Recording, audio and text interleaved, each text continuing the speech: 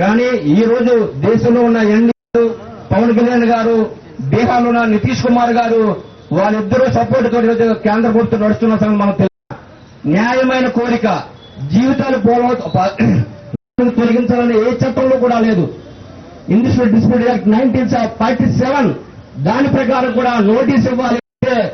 ఖచ్చితంగా దానికి రాష్ట్ర చట్టాల్లో ఇండస్ట్రియల్ డిస్ప్యూట్ యాక్ట్ లో ఉన్నప్పుడు కనీసం ఇలా ఎలా తీస్తామని చెప్పి వాళ్ళ సమాధానం లేదు. మా చేతిలో ఏమీ లేదండి, ఇది కేంద్ర ప్రభుత్వం ఆదేశం. మొత్తం 14 ఏళ్ళు ఉన్న 12 కార్మికులు 8 ఏళ్ళు కూడా వచ్చి ఆర్ఎల్సీ దగ్గర చెప్పడం జరిగింది. మిత్రులారా, స్టీల్ ప్లాంట్ ప్రైవేటీకరణకు వ్యతిరేకంగా ఈరోజు పీసీసీ చీఫ్ షర్మిల ఆమరణ నిరాహార దీక్ష చేస్తున్నారు. మనం చూడొచ్చు కోరమనపాలెం ఆర్చి దగ్గర ఉన్న దీక్షా శిబిరంలోని ఈరోజు ఆమరణ నిరాహార దీక్ష చేస్తున్నారు. ఇక్కడ చాలా మంది కాంగ్రెస్ పార్టీ నేతలు కూడా ఉన్నారు. మనం అడిగి తెలుసుకుందాం. సార్, ఈరోజు మేడం నిరాహార దీక్ష చేస్తున్నారు కదా, ఏంటి మీరు ఏం కోరుకుంటున్నారు? ప్రైవేటైజేషన్ స్టాప్ చేయాలి అని మా ఉద్దేశం. ఎందుకంటే ప్రైవేటైజేషన్ స్టాప్ చేయాలి. ఇక్కడ ఎవరైతే ఎంప్లాయీస్ ఇస్తారో ఆ ఎంప్లాయీస్ తీసుకోవాలని చెప్పి మేము డిమాండ్ చేస్తున్నాం. షర్మిలమ్మ దానికోసం ఆమరణ నిరాహార దీక్ష ఉంది. ఆమె ఎన్ని రోజులు చేసినా కానీ ఆమె తరపున మేమందరం ఉంటాం. అవసరమైతే మేము కూడా ఆమరణ నిరాహార దీక్ష చేస్తాం. ఆమె ఉన్నంత రోజులు మేము ఉంటాం. ఆమె ప్రాణాలు అర్పించడానికి రెడీగా ఉంది. దయచేసి అలాగనే ఈ స్టీల్ ప్లాంట్ ప్రైవేటైజేషన్ స్టాప్ చేయాలని మేము కోరుకుంటున్నాం బలంగా. అంటే గతంలో చాలా పార్టీలు స్టీల్ ప్లాంట్ని ప్రైవేటీకరణ కాకుండా చూస్తామన్నారు, కానీ మాట తప్పుతున్న దాన్ని ఎలా చూస్తారు? అంటే మోసాలను చేయడంలో వాళ్ళు ఇప్పుడున్న కొడవ ప్రభుత్వం కానీ నిన్న కాక మన ఓడిపోయిన జగన్మోహన్ రెడ్డి గారు నెంబర్ 1 స్థానంలో ఉన్నారు. వీళ్ళందరూ జగన్మోహన్ రెడ్డి గారు కానీ లేదా కుటుంబ ప్రభుత్వంలో ఉన్న పెద్దలు కానీ నరేంద్ర మోడీ గారు కూర్చోమంటే కూర్చుంటారు, ఆయన నించోమంటే నించుంటారు. ఒక సంఖ్యలో వాళ్ళు ఉంటారు, ఒక సంఖ్యలో ఈయన ఉంటాడు. అంతే చెప్పించి ఇక్కడ ఉన్న వైజాగ్ మీద కానీ లేదంటే ఇక్కడ స్టీల్ ప్లాంట్ మీద కార్మికుల్లో ఉన్న మీద కానీ ఎటువంటి ప్రేమ లేదు. వాళ్ళు ఓట్ల కోసం మాత్రమే ఇక్కడ వచ్చి రాజకీయం చేస్తారు. ఇప్పుడు ఎటువంటి ఎలక్షన్ లేదు కాబట్టి వీళ్ళతో మాకు అవసరం లేదు కాబట్టి అందుకే వీళ్ళు రావట్లేదు.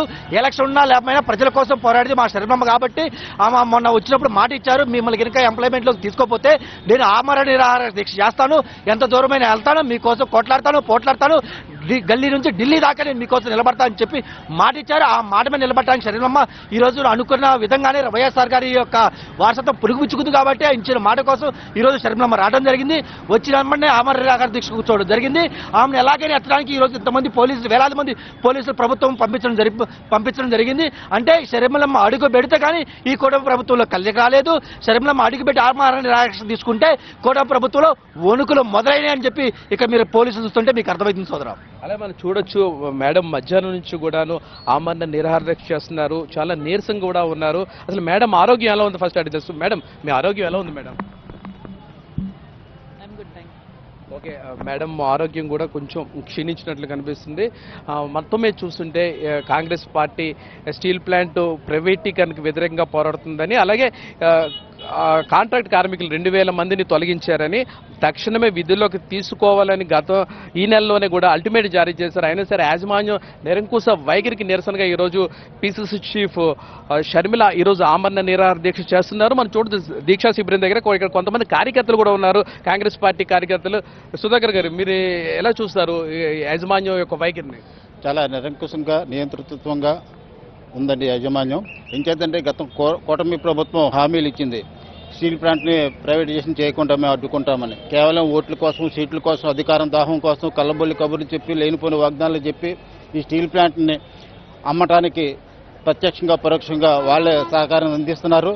మరి స్టీల్ ప్లాంట్ కార్మికులు కానీ, కాంట్రాక్టర్ కార్మికులు కానీ తొలగించిన వాళ్ళందరినీ కూడా విధుల్లోకి తీసుకోవాలన్న ఒక దృఢ సంకల్పంతో మరి సోనియా గాంధీ ఆదేశాల మేరకు, రాహుల్ గాంధీ ఆదేశాల మేరకు మరి శర్మిలారెడ్డి గారు ఇవాళ ఆమరణ నిరాహార దీక్ష పూనుకున్నారు. మరి ఏదేమైనా పోరాటాలు చేస్తుంటుందే కాంగ్రెస్ పార్టీ. ప్రజల పక్షాన మేము పోరాటం చేస్తాం. మరి ముఖ్యంగా ఇవాళ కాంగ్రెస్ పార్టీ ప్రతిపక్షంలో లేదు, అధికార పక్షంలో లేదు, కానీ ప్రజల పక్షాన, కార్మికుల పక్షాన ఎప్పుడు పోరాటం చేస్తుంటారు. వాళ్ళ పోరాటాల మధ్యన ఉనికిని కోసమే కాంగ్రెస్ పార్టీ ఎప్పుడు ఉంటుందని మేము తెలియజేస్తున్నాం. అంత మాట్లాడడానికి కొంతమంది విశాఖ ఉక్కు కార్మిక సంఘాల నేతలు కూడా ఉన్నారు. ఉదయం నుంచి కూడా మేడం దీక్ష చేస్తున్నప్పుడు సంఘీభావం ప్రకటించారు. చాలా మంది కూడా ఉన్నారు. సార్, ఏంటి సార్ ఈరోజు ఆమరణ దీక్ష చేస్తున్నారు మేడం?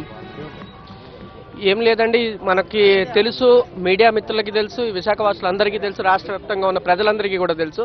దాదాపు 1500కు పైగా రోజుల నుంచి విశాఖపట్నం స్టీల్ ప్లాంట్ అంటే 2021లో కేంద్ర ప్రభుత్వం పార్లమెంట్లో ప్రకటించిన దగ్గర నుంచి ఈ రోజు వరకు పోరాటం సాగుతూనే ఉంది. ఇలాంటి పరిస్థితుల్లో అనేకమైన ఎన్నికలు జరిగినాయి, కార్పొరేషన్ ఎలక్షన్స్ జరిగినాయి, స్థానిక ఎన్నికలు జరిగినాయి, అట్లనే జనరల్ ఎలక్షన్ కూడా జరిగినాయి. అన్ని ఎలక్షన్స్లోనూ అనేక రాజకీయ పార్టీలు వచ్చి వివిధ పరిస్థితుల్లో అనేక హామీలు ఇచ్చినాయి. కానీ ప్రభుత్వంలోకి వచ్చిన తర్వాత ఎవరూ కూడా స్టీల్ ప్లాంట్ కోసం నిలబడినటువంటి పరిస్థితి లేదు. ఈరోజు మనందరికీ తెలుసు, ముఖ్యంగా విశాఖపట్నం వాస్తవులందరికీ కూడా తెలిసినటువంటి విషయం ఏంటంటే, విశాఖపట్నం స్టీల్ ప్లాంట్ కనుక వచ్చి ఉండకపోయి ఉంటే ఈరోజు విశాఖపట్నం పరిస్థితి అంత ఎడారిగా ఉండేది. విశాఖపట్నం స్టీల్ ప్లాంట్ వచ్చిన తర్వాత పోర్టులు అభివృద్ధి చెందడం జరిగింది. ఈ చుట్టుపక్కల ఉన్నటువంటి దాదాపు 2,50,000 డైరెక్ట్లీ ఆర్ ఇండైరెక్ట్లీ దీని ద్వారా ఉపాధి పొందుతున్నటువంటి అవకాశం ఉంది.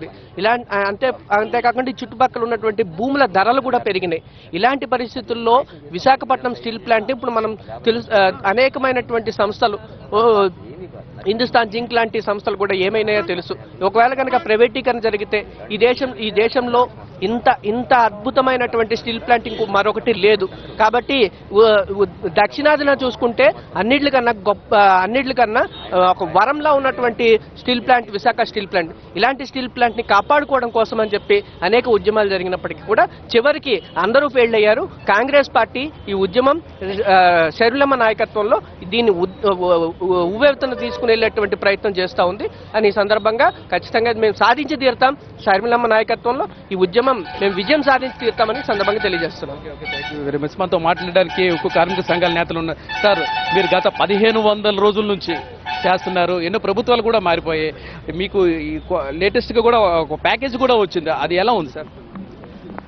మేము ఈ 4.5 years నుంచి కూడా చేసిన ఉద్యమం ఏంటంటే, ఇది విశాఖపట్నం స్టీల్ ప్లాంట్ ప్రభుత్వ రంగంలో కొనసాగాలి. ఇది ప్రజల ఆస్తి. 5,000 కోట్లు కేంద్ర ప్రభుత్వం పెట్టుబడి పెడితే దీన్ని 4 లక్షల కోట్లు తీసుకెళ్లే ఘనత ఇక్కడ ప్రజానికానికి, కార్మిక వర్గానికి ఉంది. ఇలాంటి బంగారు బోతరాన్ని రాష్ట్రానికి మిగిలిపోయింది ఒకే ఒక స్టీల్ ప్లాంట్ అని కాపాడుకోవాలనే ఉద్దేశంతో ఈ స్టీల్ ప్లాంట్ మీరు మైన్స్ మీరు ఏదైతే నిర్ణయం తీసుకున్నారో జనవరి 27 2021లోనే క్యాబినెట్ నిర్ణయం తీసుకుంది. ఆ నిర్ణయం వెనక్కి తీసుకోవాలి, ఫస్ట్ ఆయన వెనక్కి తీసుకోవాలి, పార్లమెంట్ ప్రకటించాలని చెప్పి ఒక డిమాండ్ పెట్టాం. రెండోది, ఈ స్టీల్ ప్లాంట్ వైబిల్ అవ్వాలంటే మీకు తెలుసు నష్టాలు, ఐరన్ ఓర్ మైన్స్ లేకపోవడం వల్ల, కోల్ మైన్స్ లేకపోవడం నష్టాలు వస్తుంది తప్ప కార్మికుల వల్ల కాదని చెప్పి మీకు కూడా తెలుసు అందరికీ. కాబట్టి మైన్స్ ఇవ్వమని చెప్పాం. మూడోది, సెయిల్ దగ్గర coal mines, iron ore mines ఉన్నాయి కాబట్టి సెయిల్లో మెర్చేసేయండి. ఒకప్పుడు సెయిల్లోనే ఉండేది. 1982 ముందు సెయిల్లోనే వచ్చింది స్టీల్ ప్లాంట్. సెయిల్ అండర్లోనే ఈ ప్రాజెక్ట్ స్టార్ట్ అయింది. ఎప్పుడు 71లో ఇందిరాగాంధీ గారు ఫౌండేషన్ వేశారు. 1982లో సెపరేట్ కంపెనీ కింద RINLకి పెట్టారు, రాష్ట్రీయ ఇస్పాత్ నిగమ్ లిమిటెడ్ అని మార్చారు. ఇప్పుడు మళ్ళీ సెయిల్లో మెర్చేసేయండి. అది ఐరన్ ఓర్ 200 సరిపడగా ఐరన్ ఓర్ మైన్స్ ఉన్నాయి, కోల్ మైన్స్ ఉన్నాయి. బ్రహ్మణ హ్యాపీగా, సెయిల్ హ్యాపీగా ఉంటుంది, మేము హ్యాపీగా ఉంటాం. మాకు పక్కన 2 పోర్టులు ఉన్నాయి, మంచి ఇన్ఫ్రాస్ట్రక్చర్ ఉంది. విశాఖపట్నం స్టీల్ ప్లాంట్ ఇన్ఫ్రాస్ట్రక్చర్ దేశంలో ఎక్కడా లేదండి. బంగారు పోతండి ఈరోజు. అందుకే అన్ని శక్తులు కూడా ఈ కొండను ప్లాన్ చేస్తున్నారు, అది కేంద్రం ఇన్ఫ్లుయెన్స్ చేస్తున్నారు. ఏదో రకంగా ఈ కార్మికులు తగ్గించేయండి అని చెప్పి ఆ ప్యాకేజ్ చెప్తారు. అడిగారు మీరు, ప్యాకేజ్ ఇచ్చి మేము సంతోషించాం. ప్యాకేజ్ ఇస్తే కొంచెం కంపెనీ బాగుపడుతుందేమని. అసలు మీ ప్యాకేజ్ అడగలేదు మేము. పర్మనెంట్ సొల్యూషన్ సేల్లో మీరు చేయండి, మీ నిర్ణయానికి తీసుకోండి, ఈ ప్రభుత్వం కొనసాగాలని. అదే ఆ 2 డిమాండ్లతో వెళ్ళాము. ఆ ప్యాకేజ్ 11,400 కోట్లు అనౌన్స్ చేసి 800 కోట్లు రిలీజ్ చేసి 8,000 కోట్లు కూడా బ్యాంకులు కట్టిస్తారండి. ఒక్క రూపాయి కూడా ఉత్పత్తి పెంచడానికి కానీ రా మెటీరియల్ కొనడానికి ఖర్చు పెట్టలేదు. అలాగే కార్మికుల జీతాల బకాయిలు ఉన్నారు. స్టాట్యూటరీ మ్యాండేటరీ పిఎఫ్ కట్టకపోతే కార్మికులకు సీఎంని అరెస్ట్ చేయొచ్చు. అలాంటి పవర్నెంట్ పని కూడా కట్టకుండా వాళ్ళు ఆ బ్యాంకులు కట్టేశారు. ఎందుకంటే నెక్స్ట్ వచ్చేవాడికి అమ్మాలి అంటే, క్లియర్గా ఉండాలి అంటే వాడు ఏంటంటే బ్యాంకులు క్లియర్ అయిపోతే వాడు క్లియర్ అయిపోద్ది. రెండోది, ఇక్కడ ఎక్కువ మ్యాన్ పవర్ ఉన్నారు, దీన్ని తగ్గించేస్తే మేము మాకు ఇంకా లాభాలు వస్తాయి. ప్రైవేట్ వాడు ఎప్పుడు ఏంటంటే శ్రమ దోపిడీ చేస్తాడు, తక్కువ కార్మికులతో ఎక్కువ లాభాలు చేసుకుంటాడు. జిందాల్ వాడు ఖర్చు పెట్టి 4% మ్యాన్ పవర్ కాస్ట్. మేము ఇప్పుడు 20%, 8%కి వచ్చాము. 80%కి వచ్చి పెడుతున్నాం. మేము బాగా తగ్గిపోయే జీతాలు కూడా అయినప్పటికీ మేము పనిచేస్తున్నాం. 4.5 years నుంచి జీతాలు ఇవ్వకపోయినా, అలవెన్స్లు ఇవ్వకపోయినా స్టీల్ ప్లాంట్ కాపాడుకోవాలని శాంతియుతంగా చేస్తున్నాం. కానీ పర్మనెంట్ ఎంప్లాయీస్కి మొన్న 1126 మందిని VRS ద్వారా పంపించారు. వాళ్ళకి DA బేసిక్ ఇచ్చారు. మొత్తం 36 నెలలు 40 నెలలు సర్వీస్ ఇచ్చారు. వాళ్ళు కొంచెం హ్యాపీగా వెళ్ళిపోయారు. 500 కోట్లు గవర్నమెంట్ ఇచ్చింది. అంటే ఏంటి, ఎంత క్లియరెన్స్ ఏంటి? అమ్మటానికి, స్టీల్ ప్లాంట్ అమ్మటానికి ఏదైనా మేకపోతే బలేసే ముందు అని రెడీ చేస్తారు కదా, అలాగే బ్యాంకులకి అప్పులు క్లియర్ చేసి కార్మికులు అందరినీ తొలగించేసి అమ్మాలనే ఉద్దేశంతో ఒక కుట్రపూరితంగా ప్యాకేజ్ ఇచ్చారు తప్ప నిజంగా స్టీల్ ప్లాంట్ కాపాడడానికి కాదు. మీరు ఏ నిర్ణయం తీసుకున్నారో ఇప్పుడు చెప్తున్నారు. చంద్రబాబు నాయుడు గారు, పవన్ కళ్యాణ్ గారు, కేంద్ర మంత్రి స్టీల్ మినిస్టర్ గారు మీరు ప్రైవేట్ పరం చేయమని చెప్తున్నారు. మీరు పార్లమెంట్లో తీశారు, ఇది క్యాబినెట్ నిర్ణయం తీసుకున్నారు. క్యాబినెట్ నిర్ణయమే శిరోమానం. ఏదైనా ఒక ప్రభుత్వం ఏదైనా అమలు చేయాలంటే క్యాబినెట్ నిర్ణయమే. ఆ క్యాబినెట్ నిర్ణయం ఎందుకు వెనక్కి తీసుకోవట్లేదు అని మేము అడుగుతున్నాం. మేము సార్ ఇప్పుడు మేడం అన్నారు ఎవరైతే ఉన్నారో కాంట్రాక్ట్ కార్మికులు 2000 మంది తొలగించారు, వాళ్ళని మళ్ళీ తీసుకోవాలన్నారు. మరి యాజమాన్యం నుంచి ఏమైనా స్పందన వచ్చింది? లేదు, వాళ్ళు చెప్పారు. ఇప్పుడు మాకు టోటల్గా 15,000 మంది ఉన్నారండి కాంట్రాక్ట్ కార్మికులు. 15,000 5,000 మందిని తీసేయాలి, 10,000 మంది ఉండాలని చెప్పి మాకు కేంద్రం నుంచి మంత్రి నుంచి ఆదేశాలు వచ్చే స్టీల్ మినిస్టర్ నుంచి. కాబట్టి మా చేతిలో లేదని చెప్పి అధికారులు చెప్పేశారు. నేను యూనియన్ ప్రెసిడెంట్గా, యూనియన్ చీఫ్గా ఆర్ఎల్సీ మీటింగ్ అటెండ్ అయ్యాను. నేను అక్కడ అడగడం జరిగింది, మీరు ఎవరు పూట కొడతారండి? సడన్గా తీసేయడానికి ఏ రూల్స్ ఉన్నాయి? ఇండస్ట్రియల్ డిస్ప్యూట్ యాక్ట్ ప్రకారం కూడా మీరు ఇమీడియట్ నోటీస్ ఇవ్వాలి. నోటీస్ ఇవ్వకుండా రాత్రి చేయడానికి మీ ఏ హక్కు ఉన్న లేబర్ కమిషన్ కూడా క్వశ్చన్ వేస్తే దాని మా సమాధానం లేదు, మా ఉద్యోగాలు పోతాయి, మా జీవితాలు పోతాయి. కాబట్టి కేంద్ర ప్రభుత్వం ఆదేశించింది మీరు తీసేస్తాం అంటున్నారు. మీరు తీసేసేటప్పుడు కాంపెన్సేషన్ ఇవ్వండి. ఇప్పుడు పర్మనెంట్ ఎంప్లాయీకి నువ్వు VRS పెట్టినప్పుడు వాళ్ళు DA బేసిక్ ఇచ్చారు. 3 years మీ సర్వీస్ ఉంటే DA బేసిక్ ఇచ్చి పంపించారు. వాళ్ళు హ్యాపీ, ఒక్కొక్కటి 34 లక్షలు వచ్చాయి. కానీ కాంట్రాక్ట్ కార్మికుడికి 10 లక్షలు 15 లక్షలు కాంపెన్సేషన్ ఇవ్వండి. వెళ్ళిపోయి సిద్ధంగా ఉన్నారు. ఎవరైతే వాళ్ళు సిక్ అయి ఉన్నారో, ఎవరైతే హెల్త్ బాగోలేదో వాళ్ళందరూ నీ యొక్క టార్గెట్ కూడా కంప్లీట్ అవుతుంది. వాళ్ళకి కాంపెన్సేషన్ ఇవ్వండి. మాకు మీరు వెళ్తే అప్పుడు మేము దానికి ఆలోచిస్తాం. మేము మేడం గారు వచ్చినందుకు, ఎందుకంటే చాలా అన్యాయం ఇది.